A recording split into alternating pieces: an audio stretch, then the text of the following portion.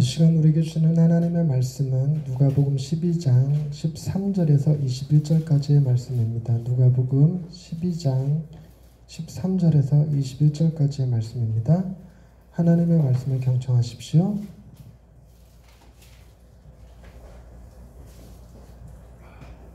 무리 중에 한 사람이 이르되, 선생님, 내 형을 명하여 유산을 나와 나누게 하소서. 이 사람아, 누가 나를 너희의 재판장이나 물건 나누는 자로 세웠느냐 하시고 그들에게 이르시되, 삼가 모든 탐심을 물리치라. 사람의 생명이 그 소유에 넉넉한 데에 있지 아니하니라. 또 비유로 그들에게 말하여 이르시되, 한 부자가 그 밭에 소출이 풍성하매 심중에 생각하여 이르되, 내가 곡식 쌓아둘 곳이 없으니 어찌할까 하고, 또 이르되, 내가 이렇게 하리라. 내 곡간을 헐고 더 크게 짓고 내 모든 곡식과 물건을 거기 쌓아두리라. 또 내가 내 영혼에게 이르되, 영혼아, 여러 해 쓸 물건을 많이 쌓아두었으니 평안히 쉬고 먹고 마시고 즐거워하자 하리라 하되, 하나님은 이르시되, 어리석은 자여, 오늘 밤에 내 영혼을 도로 찾으리니 그러면 내 준비한 것이 누구의 것이 되겠느냐 하셨으니, 자기를 위하여 재물을 쌓아두고 하나님께 대하여 부요하지 못한 자가 이와 같으니라. 또 제자들에게 이르시되, 아멘. 이 말씀 통하여 우리에게 내베푸시기 원합니다. 아멘.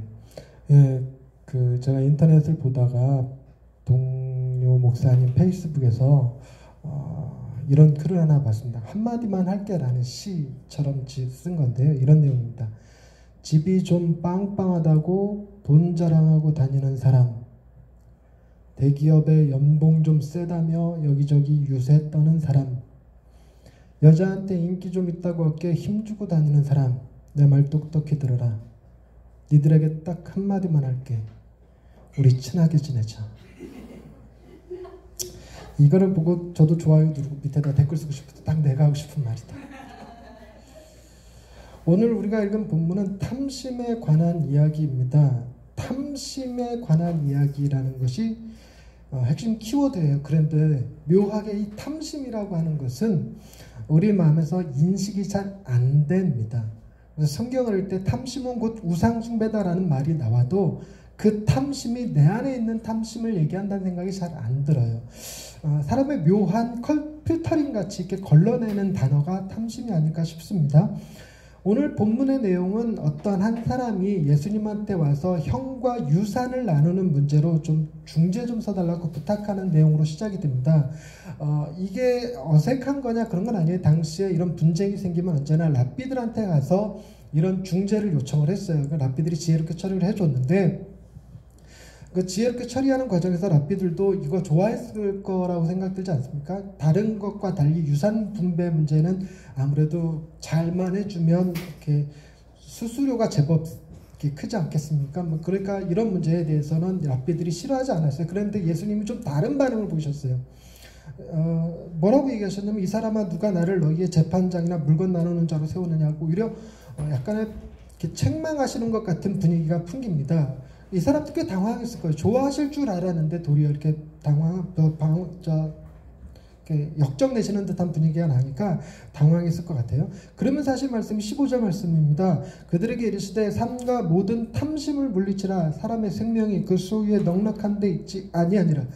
모든 탐심을 물리치라 라고 말씀하시고, 거기에 대한 관련된 비유로 16절서부터 21절까지 얘기하시는데, 내용인즉슨 이럽니다. 어떤 사람에게 농사를 지어서 소출이 많아지니까 곡간을 좀 더 크게 지을 필요가 생겼어요. 그래서 곡간을 허물고 곡간을 지었는데, 이 사람이 스스로 생각하기를 이제 수고하고 애썼으니까 남은 평생 좀 편안히 좀 쉬자라고 생각을 했다고 그래요. 그런데 하나님께서, 어리석은 자여, 오늘 밤에 네 영혼을 도로 찾으리니 그러면 네 준비한 것이 누구의 것이 되겠느냐라고 책망하시면서 비유가 끝이 납니다. 그런데 오늘 이야기 구조는 잘 보시면 유산 분배에 관한 문제를 가지고 나온 사람과 그 사람에게 탐심을 물리치라라고 하는 것을 가르치기 위하여 비유로 드신 어리석은 부자 이야기가 나와요.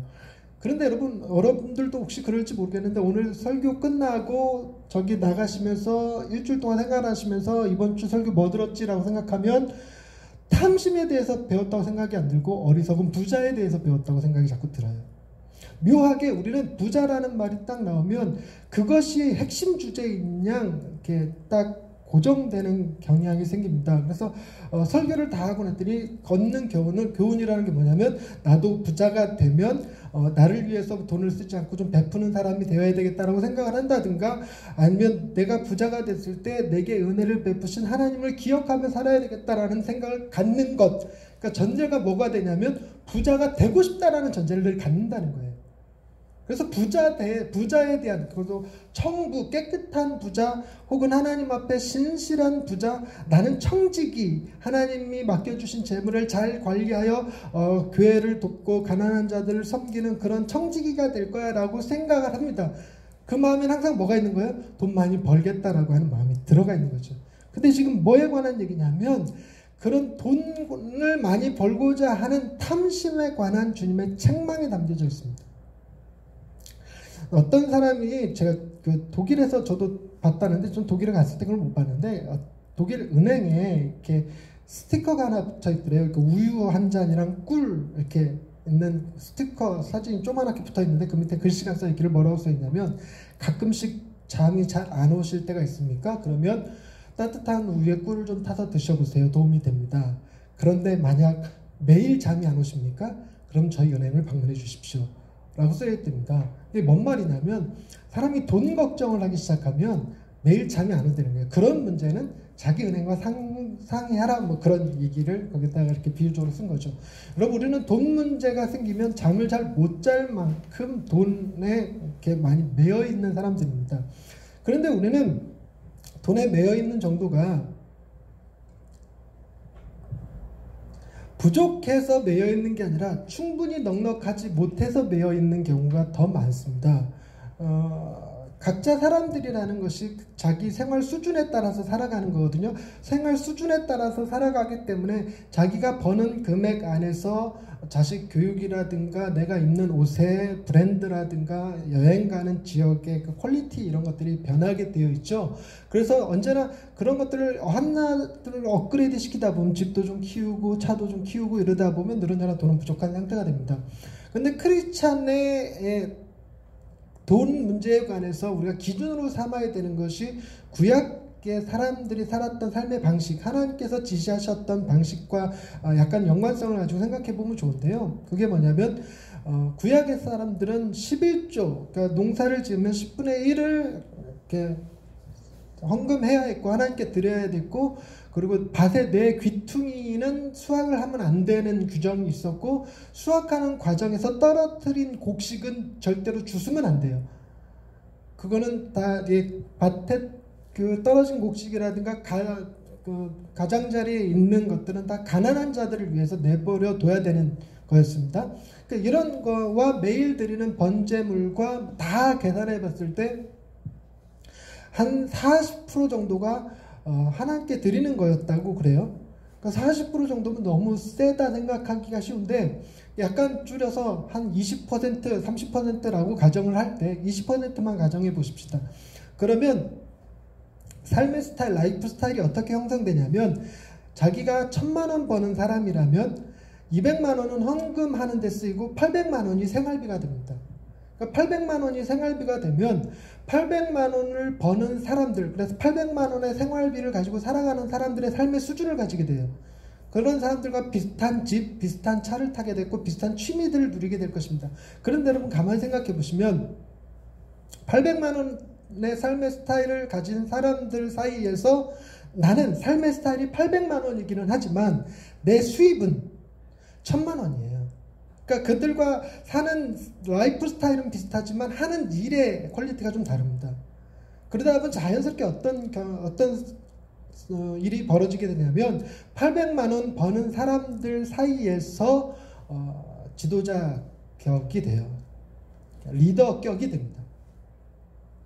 그러니까 계산하기 쉽게 하느라고 제가 800만 원, 1,000만 원 이렇게 했는데 한 달에 한 200만 원, 300만 원 번다고 생각했을 때는 조금 얘기가 좀 이해가 더 쉬워질래요. 그러니까 어찌됐건 내가 나보다 돈을 더 많이 버는 사람들이 쓰는 삶의 스타일을 추구하며 사는 것이 아니라 나는 내가 벌 수 있는 수익에 대해서 낮은 삶의 수준을 유지하면서 거기에 있는 사람들과 같이 지내게 되면 그들을 도울 수 있는 기회가 생겨요. 그래서 하나님께서 말씀하셨던 모든 민족 위에 뛰어나게 하리라, 내가 너를 지도자가 되게 하리라 말씀하셨던 거에는 돈을 사용하는 삶의 스타일과 관련되어 있었다는 것입니다. 오늘날 기독교인들도 마찬가지로 하나님 앞에 헌금하고 남은 것으로 저축도 하고 적금도 들고 하다 보면 자연스럽게 자기보다 좀 낮은 삶의 수준을 가진 사람들과 함께 같은 수준을 살아야 되는 상황이 벌어져요. 그들 안에서 여러분들이 모범이 될 수 있고 모델이 될 수 있어요. 더더군다나 구약에 있는 사람들은 안식년 제도가 있어서 6년 동안 농사를 지으면 7년째 되는 해에는 농사를 지을 수가 없었어요. 그러면 농사를 지을 수 없는 그 해에는 뭘 해야 했냐면 그 해에는 다른 일들을 하게 되는데 주로 자기가 관계를 맺고 있던 그룹들의 돌보는 일에 시간을 쓸 수 있어요. 그러니까 그것까지 감안한다면 여러분 생각해 보십시다. 20%를 헌금을 하고 7년째 되는 해 내 생활 수입이 있으려면 내가 나머지 80%를 7개로 잘라서 그 중에 하나를 저축을 해야 돼요. 그래야 7년째 되는 해에 동일하게 삶을 유지할 수 있어요. 무슨 얘기가 되냐면 내가 1,000만 원을 버는 사람이라면 600만 원 삶의 수준을 가져야 안식년을 지킬 수가 있게 돼요.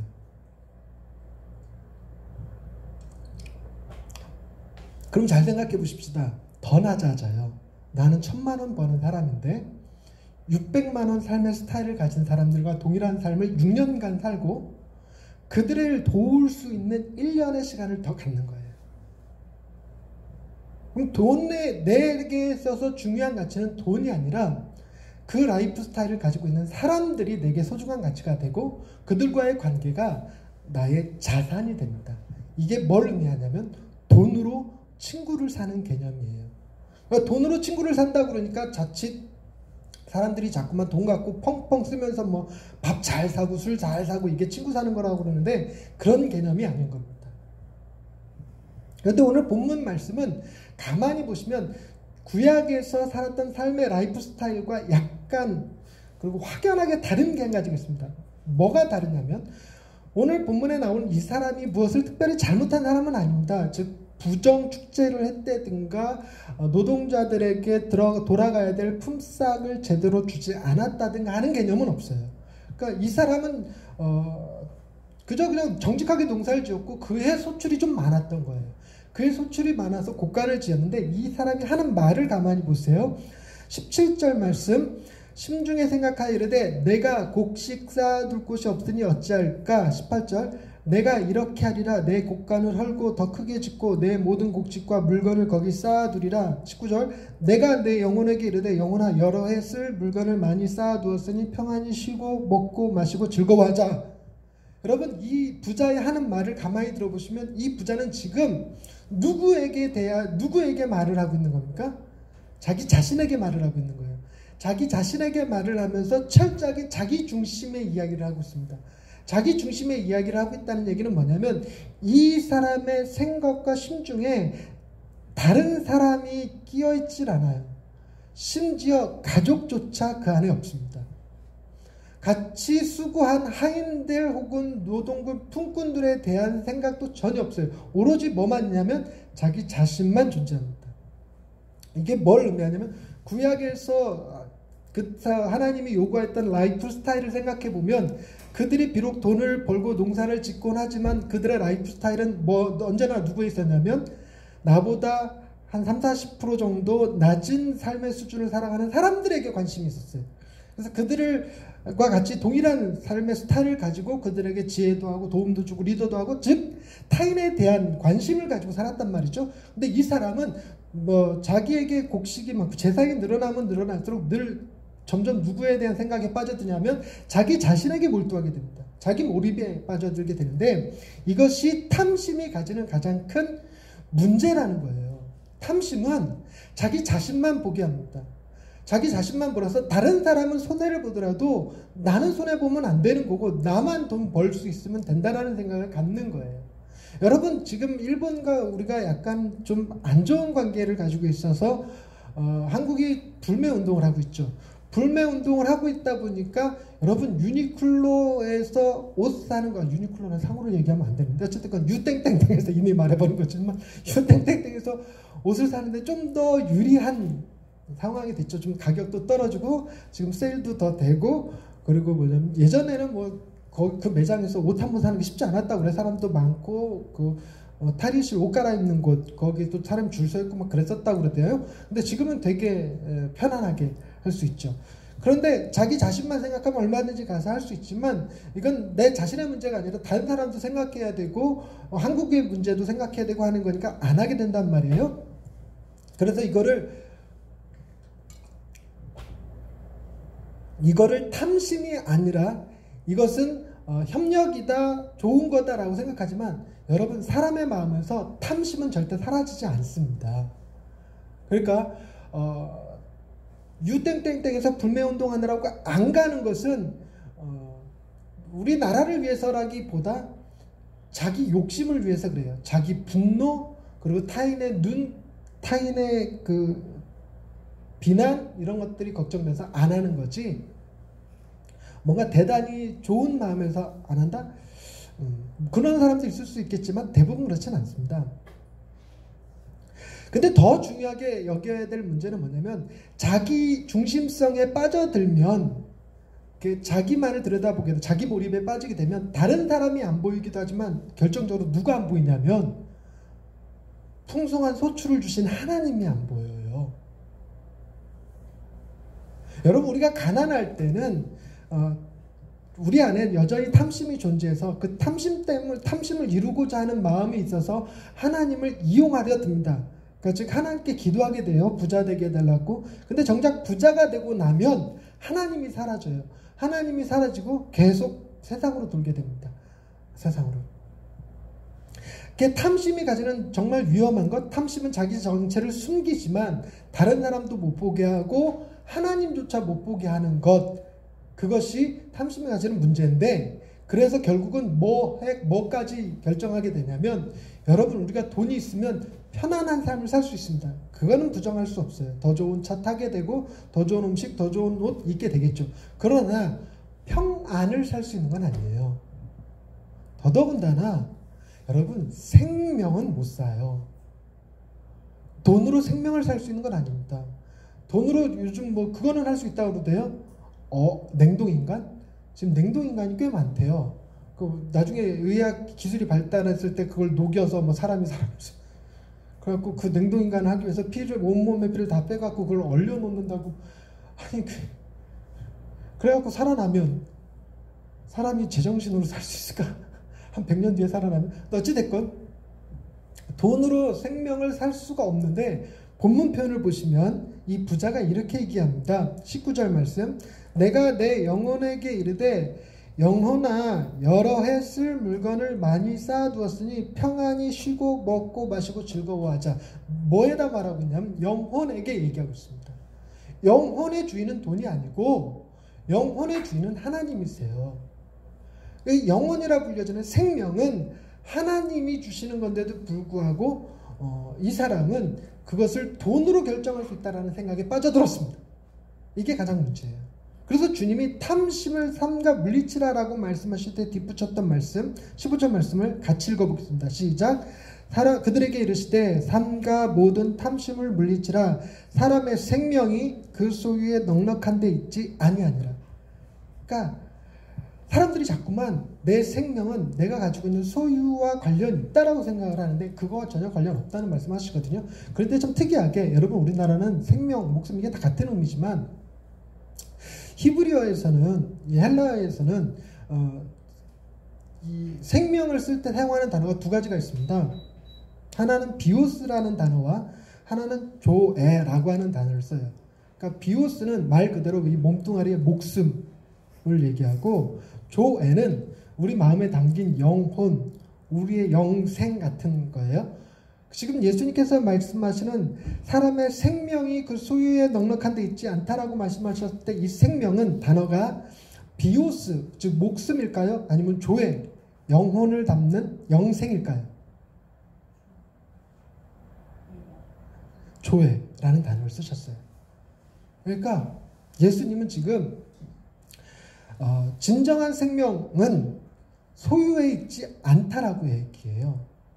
진정한 생명은 어디에 있냐면 하나님에게 있다라고 얘기를 합니다. 그걸로 탐심을 물리치라고 얘기해요.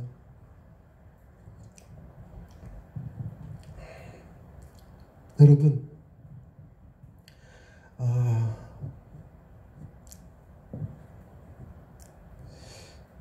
탐심은 누구에게나 다 있다라고 말씀드렸습니다. 여러분 혹시 나는 탐심 없어요 라고 얘기하거나 저는 법정 스님한테 영향을 많이 받아서요 무소유를 주장하는 사람이에요 라고 얘기를 한다면 여러분은 여러분 스스로를 모르고 있는 거예요. 인간에게서 탐심은 없어지지 않습니다. 신앙생활 열심히 하고 성령 충만해지면 탐심이 사라질까요? 안 그래요. 다른 탐심이 생겨요. 하나님 앞에 칭찬받고자 하는 욕심, 다른 사람들한테 훌륭한 사역자라는 이야기를 듣고 싶은 욕심, 이런 이상한 탐심들이 또 일어납니다. 결정적으로 사람에게서 탐심이 사라지진 않아요. 그래서 사람이 일하는 목적이 돈에 있는 경우가 정말 많아요. 즉 돈이 수단이 아니라 내 삶의 목적이 되는 경우가 정말 많죠. 일예로 아이들한테, 청소년들한테 너 커서 뭐가 되고 싶어? 라고 물어보면 부자 되고 싶어요. 정말 많아요. 뭐해서 부자 될 건데? 그러면 요즘 나오는 대답이 그거예요. 공무원 되겠다는 사람들이 요즘 청년들이 이제 공무원 되는 거를 많이 선호하는데 청소년들은 뭘 되는 걸 선호하냐면 건물주 되는 걸 많이 소원한다고 하더라고요.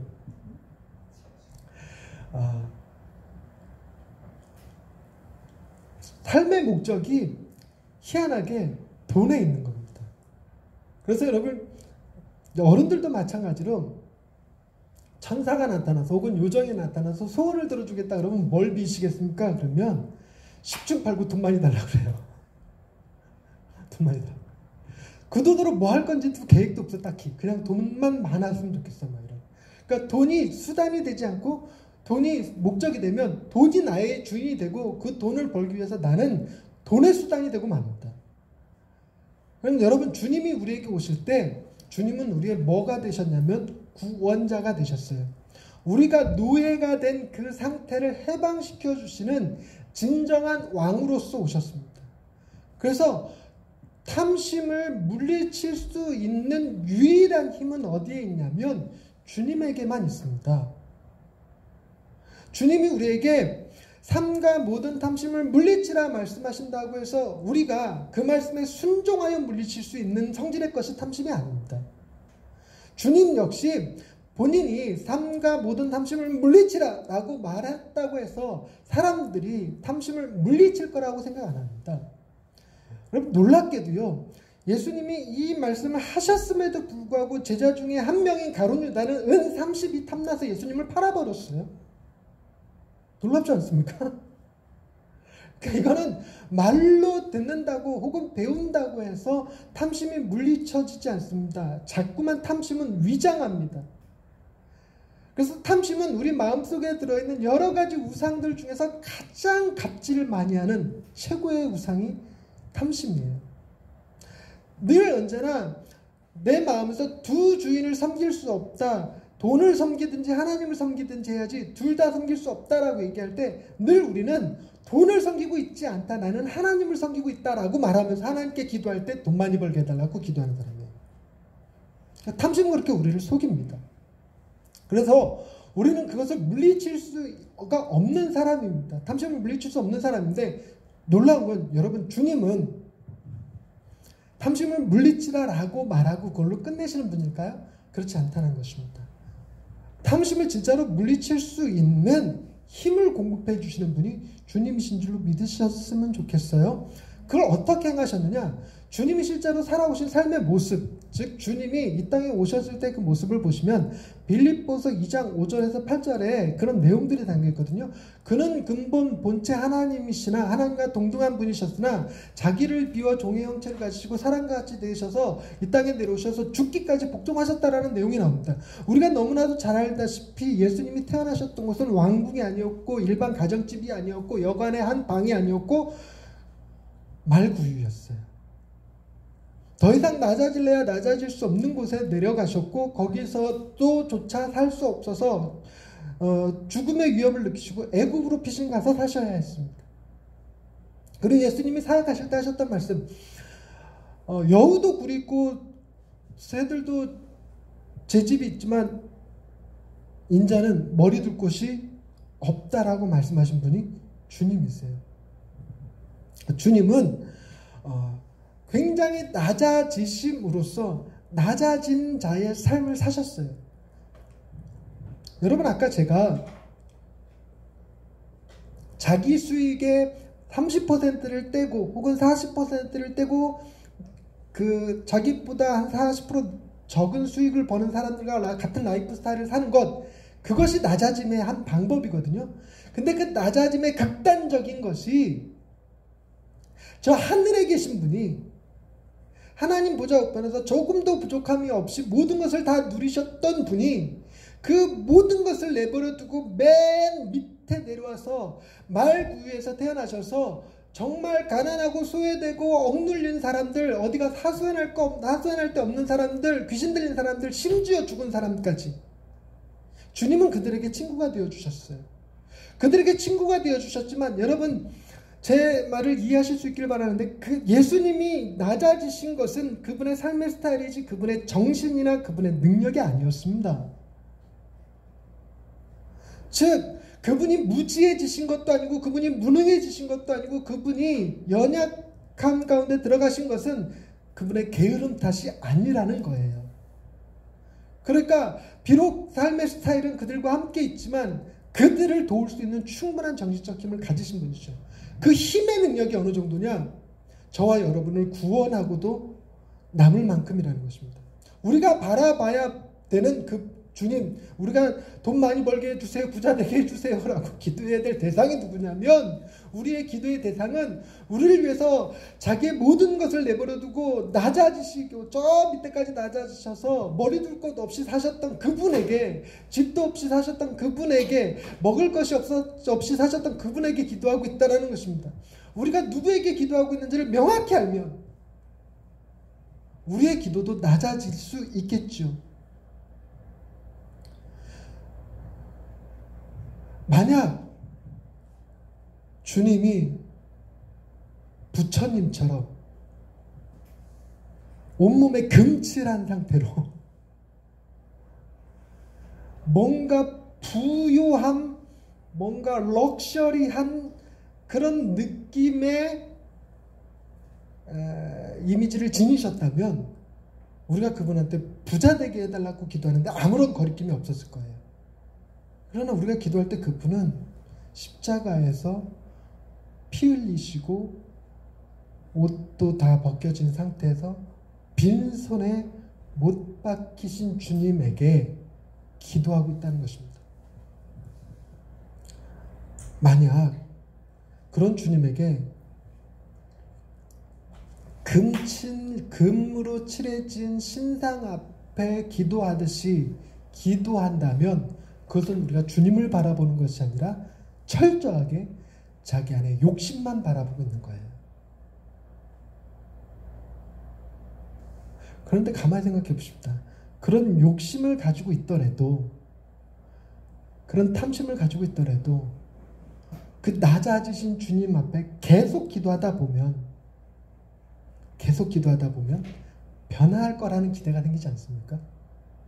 그 사람이 부자가 되겠구나라는 생각을 갖기보다 그렇게 포기하지 않고 주님 앞에, 다른 신상이 아닌 주님 앞에 계속 기도할 거라고 생각한다면 그 사람은 신상을 바꾸지 않느나 자기가 바뀔 거예요.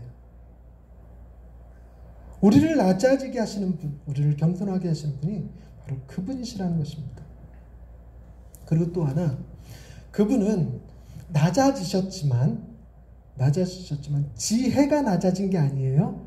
능력이 낮아진 게 아니에요. 그럼에도 불구하고 혼자 무엇을 독단적으로 행동하신 적이 없으세요. 말씀 한마디까지 하나님을 의지하지 않으시고 말씀하신 적이 없으세요. 하나님을 의지하고 말씀하셨어요. 그러니까 뭘 보여주셨냐면 본인은 아무것도 없을지라도 누가 있음을 보여주신 거냐면 만물의 창조주 하나님이 계심을 보여주신 거예요. 이 무리 중에 한 사람이라고 13절에 무리 중에 한 사람이라고 나오는데 그 무리 중에 한 사람이 어떤 사람인지 한번 본문 중에서 찾아보면 12장 1절 말씀 보시겠어요? 12장 1절 말씀. 그동안에 무리 수만 명이 모여서 이게 진짜일까? 그런 생각이 드는데 어찌됐건 겁나게 많은 사람들이 모여서 서로 밟힐 만큼 되었는데 그들 중 한 사람이겠죠. 지금 문맥상 그렇습니다. 그들 중 한 사람인데 이 사람이 지금 무슨 이야기를 이 예수님으로부터 들었냐면 4절, 5절, 6절, 7절입니다. 내가 내 친구 너희에게 말하노니 몸을 죽이고 그 후에는 능히 더 못하는 자들을 두려워하지 말라. 마땅히 두려워할 자를 내가 너희에게 보이리니 곧 죽인 후에 또한 지옥에 던져 넣는 권세 있는 그를 두려워하라. 내가 참으로 너희에게 이르노니 그를 두려워하라. 여러분, 주님은 지금 누구를 두려워해야 되는지를 분명하게 밝혀주세요. 너를 죽일 수 있는 거를 두려워하는 게 아니라, 여러분 돈 없으면 죽는다고 생각하면 그 돈이 나를 죽여요. 그거 여러분 너무나 쉽게 생각할 수 있어요. 돈 없어서 약을 못 먹고 죽거나, 돈 없어서 병원에 수술 못 받아서 죽거나, 돈 없어서 천한 일 하다가 감전사 되고 위험한 일 하다가 죽고 하는 우리 이 시대 청년들도 덜어 있는데, 그 돈을 두려워하지 말고 너를 지옥에 보낼 수 있는 그분이 곧 누굽니까? 하나님을 두려워하라는 거예요. 여러분 이걸 놓치면 안 됩니다. 누굴 두려워하라고요? 다시 명확하게 여러분 입으로 고백해 주세요. 여러분 누굴 두려워하라고요? 하나님을 두려워해야 돼요. 이게 기본 전제예요. 그리고 나서 6절 7절 참새 5마리가 2 아사리온에 팔리는 것이 아니냐. 그러나 하나님 앞에는 그 하나도 잊어버리시는 바 되지 아니하는도다. 너희에게는 심지어 머리털까지도 다 세신 바 되었나니 두려워하지 말라. 너희는 많은 참새보다 더 귀하니라. 여러분 두려워하라 앞에서 지금 말씀하시고 뒤에서 지금 두려워하지 말라라고 말씀하시는데, 여러분 그러면 두려워해야 됩니까? 두려워하지 말아야 됩니까?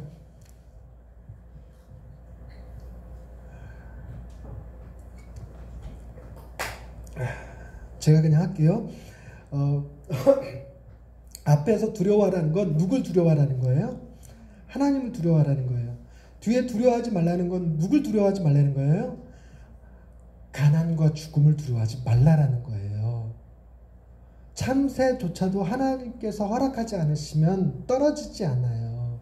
하물며 너일까 보니 하나님이 너희 머리털까지 다 세셨는데 그렇게 관심을 가지고 너를 지키시고 너를 바라보고 계시는데, 너희를 참새만도 못하게 하거나 너희를 돈 없어서 죽게 하거나 너희를 아무런 이유나 목적 없이 죽게 만드실 뿐이냐? 그렇지 않다. 그러니 죽음을 두려워하지 말라. 너희가 진짜 두려워해야 될 것은 하나님이지 하나님을 제외한 그 어떤 것도 두려워하지 말라라는 것입니다. 여러분 우리 마음에 가장 두려워하는 대상, 내가 가장 눈치를 봐야 되는 대상은 하나님이지 다른 어떤 것이 아닙니다. 돈 있으면 좋죠. 그거 없어야 된다라고 얘기하는 게 아닙니다. 돈도 많으면 좋고 건강도 많으면 좋고 명예도 많으면 좋고 인기도 많으면 좋죠. 그런 사람한테 우리가 해야 될 말이 뭡니까? 나랑 친하게 지내자, 이거 해야죠.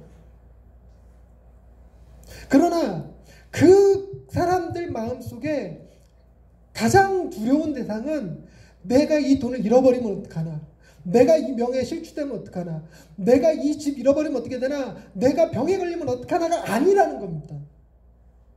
그런 것들은 하등 두렵지 않아. 누가 가장 두렵기 때문에? 하나님이.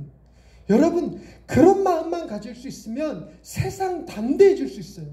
돈이 없다고 비굴해지지 않고 돈이 많다고 해서 그걸로 자기를 이렇게 대단하게 뻐기지 않아도 돼요. 왜냐하면 그것이 내 생명을 살릴 수 있는 것이 아니기 때문에 그렇습니다. 마지막으로 여러분, 이 부자가 가지고 있는 지독한 자기중심성 우리도 가지고 있거든요. 여러분, 우리도 너무너무 지독한 자기중심성을 가지고 있어요. 그런데 이 자기중심성을 넘어서서 다른 사람을 위해서 살아가는 삶의 모델을 보여주신 분이 주님이세요. 주님이 십자가에서 매달려서 죽고 돌아가실 때 주님이 구원하시고자 하는 대상 가운데 당신의 제자들이 없었겠습니까? 가룟유다는 예수님을 팔았고 저 베드로는 예수를 부인했었는데 그들을 포함하고 있어요. 뿐만 아니라 예수님은 자기를 조롱하고 비웃고 있는 밑에 있는 사람들을 바라보면서 하나님께 저들을 용서해달라고 기도했던 사람이에요. 말씀을 한번 찾아보십시다. 심지어 누가복음 23장 47절에는 이런 말씀도 써있어요. 누가복음 23장 47절 한 목소리를 읽겠습니다.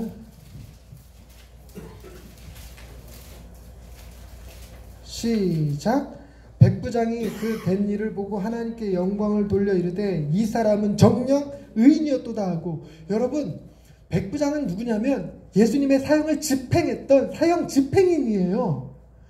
이 사형 집행인이 누구한테 감동받았냐면 자기가 사형 집행한 죄수한테 감동받았어요. 어느 정도로 감동받았냐면 이 사람이 정녕 의인이었다. 여러분, 지금 백부장이 자기가 사형 집행한 사람을 향해서 의인이었다라고 얘기하면 자기 자신을 뭐라고 보고 있는 거예요? 죄인으로 보고 있는 거예요. 자기가 의로워서 다른 사람을 죽이는 것이 아니라 자기 그동안은 그렇게 생각했는데 예수님의 죽음을 보고는 내가 의로워서 다른 사람을 죽여도 되는 게 아니라 나도 죄인이구나 라는 것을 깨닫고 이분이야말로 의인이라는 사실을 깨닫겠어요. 놀라운 거예요. 주님의 십자가가 바로 그러했다는 것입니다. 뿐만 아니라 오늘의 결론입니다. 빌립보서 2장으로 넘어가 보세요. 아까 말씀드렸던 빌립보서 2장에 예수님의 낮아지심에 대한 이야기가 있는데 그 낮아지심의 결론이 어떻게 쓰여있는지를 보십시다. 8절 말씀, 2장 8절 말씀. 자, 낮아지심의 마지막 결론 부분입니다. 사람의 모양으로 나타나서 자기를 낮추시고 죽기까지 복종하셨으니 곧 십자가의 죽으심이라. 그리고 9절에 이러므로 하고 결론이 나오죠. 그렇게 낮아지셨던 주님, 자기 중심성을 극복하고 다른 사람을 위해서 사셨던 그 주님의 결국이 무엇이냐면 9절, 하나님이 그를 지극히 높여 모든 이름 위에 뛰어난 이름을 주사 하늘에 있는 자들과 땅에 있는 자들과 땅 아래에 있는 자들로 모든 무릎을 예수의 이름에 꿇게 하시고 모든 입으로 예수 그리스도를 주라 시인하여 하나님 아버지께 영광을 돌리게 하셨느니라. 모든 것을 다 내려놓으셨지만 모든 것을 다 소유하신 분. 우리는 그분 앞에 무릎을 꿇어요. 기도하기 위해서 무릎을 꿇는다는 겁니까? 복종하기 위해서예요. 경배하기 위해서예요. 그분이 너무 위대하셔서, 그분이 나의 찬양을 받으시기에 합당하셔서, 그분이 나의 예배를 받으시기에 합당하셔서, 여러분, 우리의 탐심을 물리칠 수 있는 힘, 바로 우리에게 주님이 내 안에서 가장 경배를 받으시기에 합당하신 분으로 인식될 때 비로소 우리는 탐심의 노예가 아니라 진정한 자유인이 될 수 있습니다. 기도하십시다. 하나님, 우리도 곳간을 헐고 더 큰 곳간을 짓고 싶어하고 우리도 몇 해 쓸 물건을 쌓아두고 평안히 쉬었으면 좋겠다는 생각 같습니다. 주여, 우리에게 복을 더하여 주셔서 우리가 점점 더 부자가 되고 점점 더 여유 있는 자가 되게 하옵소서. 그러나 그것이 다른 사람을 보지 못하게 하고 특히 하나님을 보지 못하게 하는 내 눈을 가리는 탐심의 우상이라면 주여, 그것을 내게 허락하지 마옵소서. 오히려 가난함으로 주님 바라보게 하시고 오히려 부족함으로 주님 붙들 수 있는 사람 되게 하옵소서. 그러나 진짜 원하는 것은 주님의 그 아름다우심을 우리가 보고 주님의 그 놀라움을 우리가 경배함으로 돈의 문제가 아무것도 아닌 것이 되게 하옵소서. 많아도 적어도 있어도 없어도 그만인 내게 가장 소중한 것은 오직 주님이 되고 주님 계심으로 기뻐하며 만족할 수 있는 예양의 식구들 되게 하옵소서. 예수님의 이름으로 기도드립니다. 아멘.